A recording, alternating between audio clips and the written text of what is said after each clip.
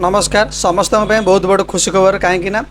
April 11 आमर आयुष्मान भारत स्वास्थ्य card बंटन होगा जाऊँगी गोपबंधु जन आरोग्य योजना शुभारंभ होगा जाऊँगी यह 1405 हॉस्पिटल को स्वीकृति प्राप्त दिखाई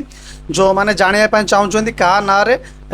आयुष्मान स्वास्थ्य कार्ड आसी से मत जी कंटाक्ट करती से जनईदेवी बहुत लोग प्राय कार्ड एपर्यंत शो करूना नेट जार शो करूना से मैंने पाइबे नेक्स्ट पेज को पाइबे जो मानकर शो करोची से निकटस्थ आशाकर्मी और दीदी मैंने ई केवाईसी करके से कार्ड बंटन कले आपण से हॉस्पिटल जो हॉस्पिटल स्वीकृति प्राप्त होती से हॉस्पिटल कार्यकारी हम आउ गोटे कथा कही रखुची जोटा कि आम पूर्वर बीएससी कार्ड थिला से संपूर्ण भाव में धीरे धीरे बंद होगा जाऊँगी ता बदले जन आरोग्य कार्ड गोपबंधु जन आरोग्य कार्ड आरंभ होगा जाऊँगी